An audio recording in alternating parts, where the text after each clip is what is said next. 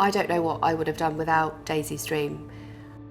From the moment they picked up the phone call to say that my husband had 2 weeks left to live, I instantly felt so much relief. And for me as a parent, that just guided me through the first 6 months of Paul dying.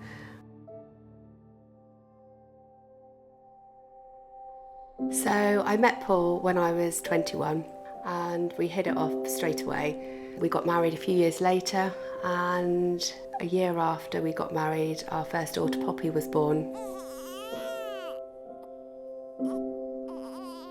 We just loved being new parents, and we knew that we wanted another one quite soon after. So 16 months later, our second daughter Annabelle was born. And then we wanted to grow our family, so we decided to have another baby. So we had our third daughter Holly. She was born a few years later. Baby Holly's here.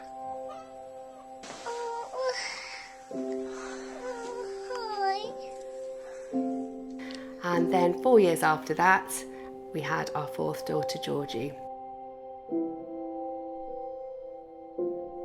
I always remember standing in my grandfather's kitchen when Georgie was 6 months old, and he said, "Oh, so how are things going, Sarah?" And I said, "Oh, amazing, life has just reached perfection. We've got 4 perfect daughters, life is pretty perfect."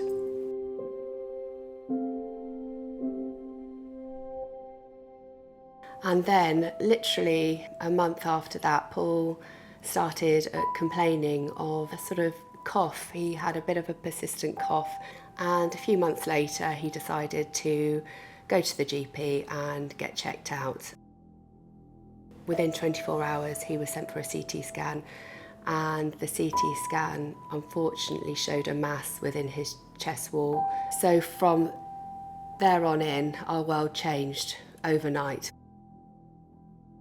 He was straight into hospital for biopsies, and within a few days they told us that Paul had non-Hodgkin's lymphoma, which is a blood cancer. We had a book about lymphoma, and Paul came home from the hospital, sat the older two on his lap, and we talked briefly about what lymphoma was. Cancer didn't necessarily mean death, but it wasn't going to be easy. He had to embark on chemotherapy, and we were just going to take each day at a time. There were lots of bumps along the way. Paul responded well initially at first to his chemotherapy, and unfortunately he had a bowel perforation where he was in intensive care for 6 weeks, and that was really hard for the children. They were coming into hospital most days, weren't you, to come and see Daddy.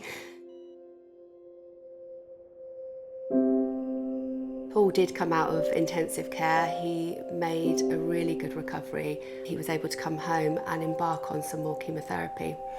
We went on some lovely holidays in that time, and we really made the most of being a family.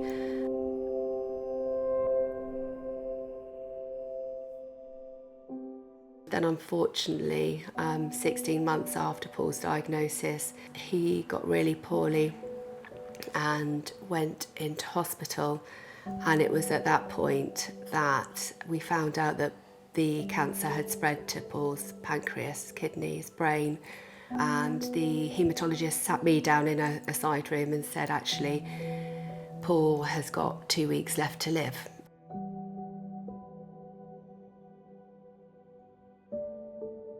At that point, I'd heard about the charity Daisy's Dream. I think it was about half an hour after we were told Paul had 2 weeks left to live that I called Daisy's Dream up. Somebody picked up the phone straight away, which I'm eternally grateful for, and I just blurted out, you know, he's got 2 weeks left to live. How do I tell my children? They were very calm on the phone and talked me through it all and said that you have to just be very matter of fact. I felt like I just needed to tell them straight away. So I said, come upstairs. We all jumped on the bed together, and I sat them all down and I said, you know, Mummy's got something to tell you.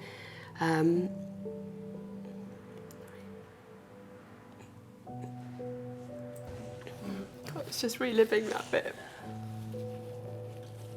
I never really go back to it.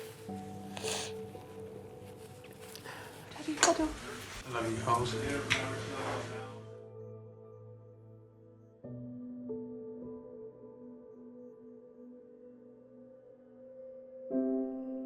I was probably making a phone call to Daisy's Dream every other day.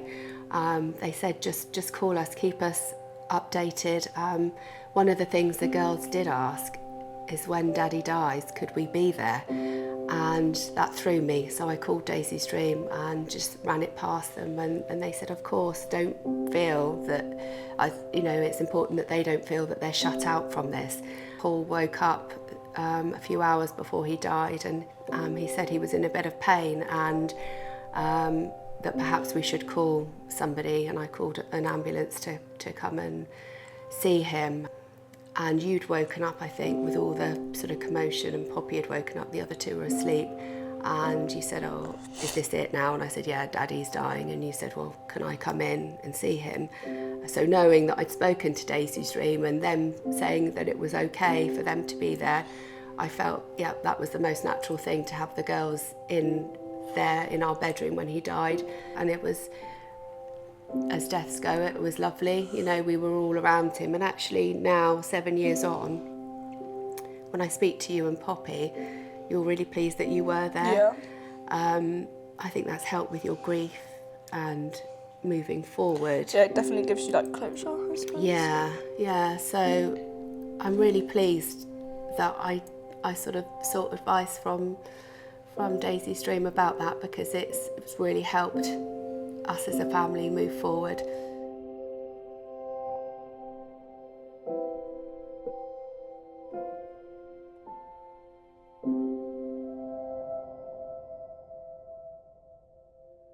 When I was younger, obviously no one really at primary school had ever lost a parent, so I tried to speak to them about it, but they never really got it.